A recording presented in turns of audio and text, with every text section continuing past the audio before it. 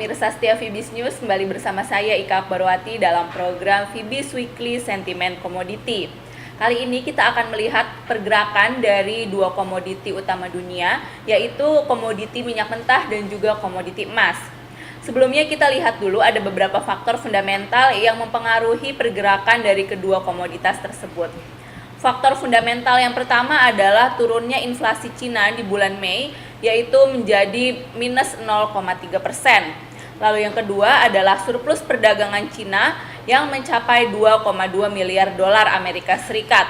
Lalu sentimen fundamental ketiga adanya pernyataan BOJ yang tidak akan melakukan stimulus moneter dalam waktu dekat. Sementara itu untuk sentimen fundamental keempat adalah liburnya bursa saham Cina, sehingga kondisi ini mengakibatkan turunnya volume perdagangan pada komoditas. Kita langsung melihat bagaimana pergerakan dari komoditas minyak mentah. Saat ini minyak mentah berada di dalam pola yang cenderung konsolidasi meskipun secara tren masih cenderung melemah.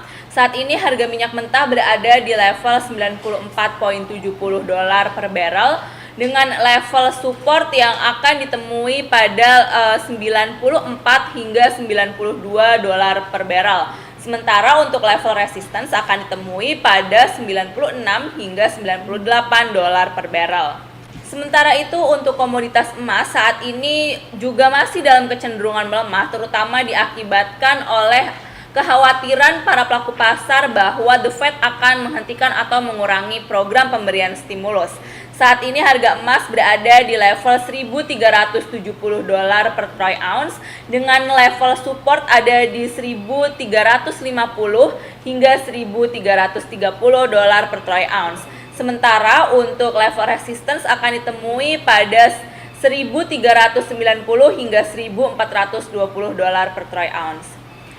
Untuk harga minyak mentah, kondisi fundamental maupun teknikal berada di dalam pola yang bearish meskipun masih bearish lemah. Untuk satu pekan ke depan diperkirakan tekanan dari faktor fundamental akan lebih dominan mengingat pasar masih khawatir mengenai kelanjutan dari pemberian stimulus global.